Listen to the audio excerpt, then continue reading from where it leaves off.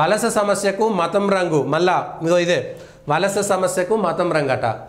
బ్రిటన్లో కానీ యూరోప్ దేశంలో కానీ అల్లర్లు ఎవరు చేస్తున్నారు, లూటీ ఎవరు చేస్తున్నారు ఏంటి అనేటువంటి విషయాన్ని మాట్లాడితే ఇగో ఈ సెక్యులర్ పేరు మీద, స్వేచ్ఛ పేరు మీద ఈ ప్రపంచవ్యాప్తంగా ఉన్నటువంటి ఎకోసిస్టంలో వచ్చినటువంటి వార్త ఇది.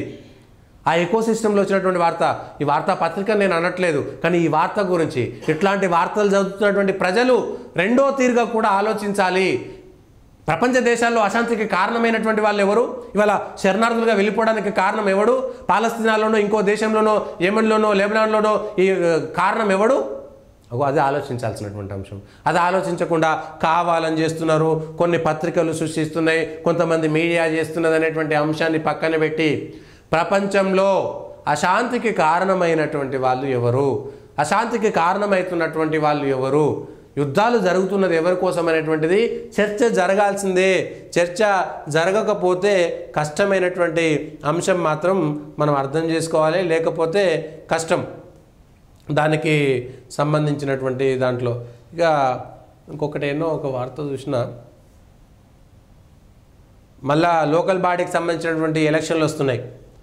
సెప్టెంబర్ 30కి ఆ పేర్ల నమోదుకు నోటిఫికేషను. తర్వాత ఈ జీవన్ రెడ్డి గారు ఇప్పుడు ఎమ్మెల్సీ ఉన్నారు కదా, కాంగ్రెస్ పార్టీ నుంచి ఎమ్మెల్సీ ఉన్నటువంటి జీవన్ రెడ్డి గారు రిటైర్ అయిపోతున్నది, సమయం అయిపోతున్నది.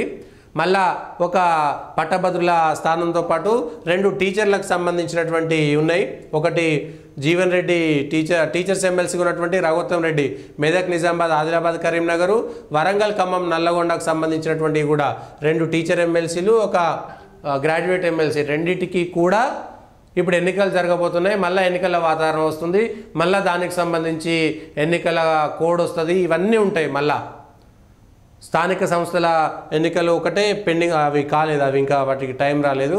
ఇక ఈ నెలలోనే కేబినెట్ విస్తరణ, పీసీసీ చీఫ్ ఎంపిక సైతం, నామినేటెడ్ పోస్టులు భర్తీ చేసే అవకాశం, కొత్తగా రైతులు, విద్యా కమిషన్లకు చైర్మన్ల నియామకం, పరిశీలనలో పలువురి పేర్లు. దీంట్లో కూడా ఏంటిది వాళ్ళకి సంబంధించినటువంటి యూత్ కాంగ్రెస్ అధ్యక్షుడు ఎవరు కావాలి, మహిళా కాంగ్రెస్ అధ్యక్షురాలు ఎవరు కావాలి, బీసీ కాంగ్రెస్, ఇట్లా అనేకమైనటువంటి అధికారంలోకి వచ్చిన తర్వాత పాత కమిటీయే ఇంకా ఉంది, కొత్త పీసీసీ అధ్యక్షుడు ఎప్పుడు వస్తారు, పార్టీ అధికారం ఉన్నటువంటి పార్టీలో పోస్టులు కూడా అంతే ఇంట్రెస్ట్గా ఉంటాయి. కాబట్టి కాంగ్రెస్లో ఇప్పుడు పోస్టుల కోసం ఉంటాయి. మళ్ళీ కమిషన్లు కూడా ఒక బీసీ కమిషను, ఒక రైతు కమిషను, ఇంకొకటి విద్యా కమిషన్ పేర్లు కూడా, ఒకటి కోదండరెడ్డి, ఆక్నూరు మురళి, నిరంజన్ గారు, ముగ్గురు కూడా పేర్లు వినబడుతున్నాయి. మరి వాళ్ళకే ఇస్తారా, ఇంకెవరికి ఇస్తారా తెలియదు. పీసీసీ అధ్యక్షుడికి మహేష్ కుమార్ గౌడ్కే ఇస్తారా, ఎస్సీ ఎస్టీలలో ఎవరికైనా ఇస్తారా, ఎస్టీ ఇప్పటిదాకా పీసీసీ అధ్యక్షుడు కావాలి కాబట్టి మహబూబాద్ ఎంపీ బలరాం నాయక్ ఇస్తారా, ఇవ్వరా, ఇవన్నీ కూడా చర్చ జరుగుతుంది.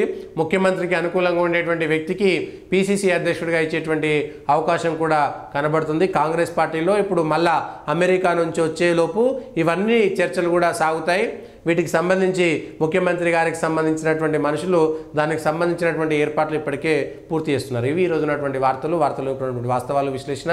దయచేసి పొలిటికల్ వాయిస్ను లైక్ చేయండి, సబ్స్క్రైబ్ చేయండి, షేర్ చేయండి, కామెంట్ కూడా చేయండి.